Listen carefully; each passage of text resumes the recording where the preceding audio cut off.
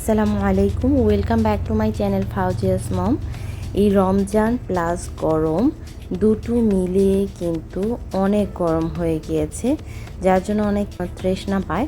তো আজকে আমি আপনাদের জন্য নিয়ে এসেছি একটি ভিডিওতে দুটো মজাদার লাচ্ছি রেসিপি। তো এই লাচ্ছি দুটো ঠিক কিভাবে করেছি আমি আপনাদের দেখিয়ে দিচ্ছি।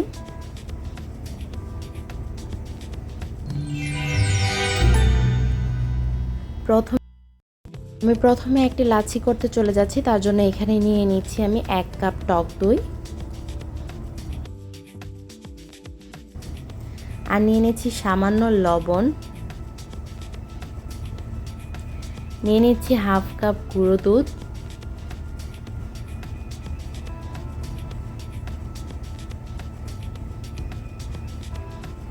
আর নিয়ে নিচ্ছি 1/3 কাপ চিনি।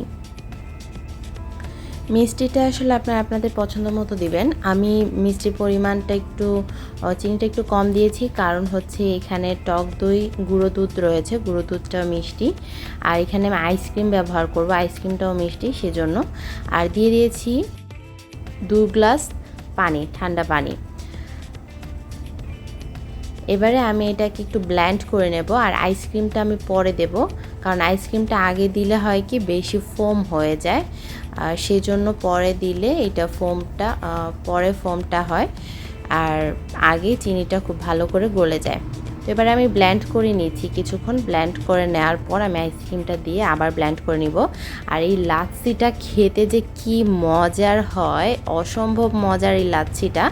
আসলে আমরা যে রেস্টুরেন্ট থেকে লাচ্ছি খেয়ে থাকি সেই লাচ্ছি থেকে কিন্তু এটা কোনো অংশে কম নয়। তো আমি এখানে হাফ কাপ ভ্যানিলা আইসক্রিম দিয়ে দিয়েছি, আর ভ্যানিলা আইসক্রিমটা দিলে বেশি ভালো লাগে এটা। এবারে আমি আর একটু ব্লেন্ড করে নেব, এতে করে পুরোটা একসঙ্গে ভালো করে মিশে যাবে আর একদম ফোম হয়ে যাবে উপরে।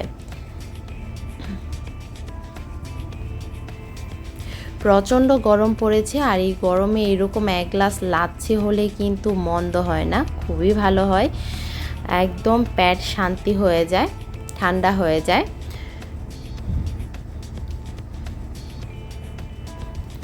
তো আমার এই লাচ্ছিটা কিন্তু একদম কমপ্লিট হয়ে গিয়েছে। আর 2 গ্লাস পানি দিয়ে 4 গ্লাস লাচ্ছি বানানো যায়। তো আমি 2 গ্লাস পানি দিয়েছিলাম, 4 গ্লাস লাচ্ছি হয়েছে। দেখুন কি সুন্দর লাচ্ছিটা হয়েছে। আমি গ্লাসে যখন ঢালছি, গ্লাসের মধ্যে দেখুন কি সুন্দর লাগছে, একদম খুব সুন্দর পারফেক্টলি ঘন হয়েছে ঘনত্ব, আর খেতে জাস্ট দারুণ ছিল এই লাচ্ছিটা। আপনারা একবার ট্রাই করে দেখবেন, খুবই ভালো লাগবে।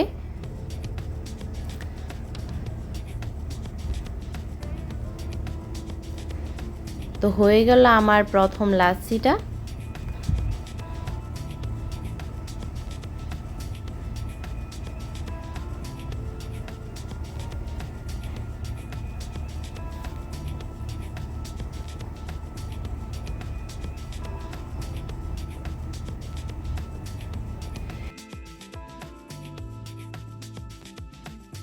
এবারে চলে যাচ্ছি দ্বিতীয় লাচ্ছি করতে, আর সেটা হচ্ছে ব্যানানা লাচ্ছি। তার জন্য আমি এখানে একটা একদম পাকা কলা নিয়েছি, একটা কলা। আমি একটা কলা দিয়ে করব, আপনারা চাইলে এখানে দুটো কলাও ব্যবহার করতে পারেন। তো আমার কলাটা একদম পাকা ছিল, অনেকে এই পাকা কলাটা ফেলে দেয়, তারা কিন্তু এভাবে লাচ্ছি বানিয়ে খেয়ে নিতে পারেন, এটা কিন্তু অসম্ভব ভালো লাগে। আর এখানে নিয়ে নিচ্ছি আমি হাফ কাপ টক দই, টক দইটা একদম বরফ হয়ে আছিল। আর এখানে নিয়ে নিয়েছি 1/4 কাপ পাউডার মিল্ক, 1/3 কাপ চিনি, সামান্য লবণ, আর দিয়ে দিচ্ছি 2 গ্লাস পানি। এখানে আপনারা চাইলে লিকুইড দুধও ইউজ করতে পারেন হাফ কাপ, তবে আমি আজকে লিকুইড দুধ দিইনি। এবার 2 গ্লাস পানি দিয়ে আমি এটাকে ব্লেন্ড করে নিচ্ছি খুব ভালো করে। 2 গ্লাসে আমার 4 গ্লাস হবে। আমার এই লাচ্ছির ভিডিওগুলো যদি আপনার কাছে ভালো লেগে থাকে তাহলে প্লিজ লাইক, কমেন্ট, শেয়ার করতে ভুলবেন না। বেশি বেশি শেয়ার করে দিবেন ফ্রেন্ডস অ্যান্ড ফ্যামিলির সঙ্গে, আর অন্যের উপকারে আসবেন।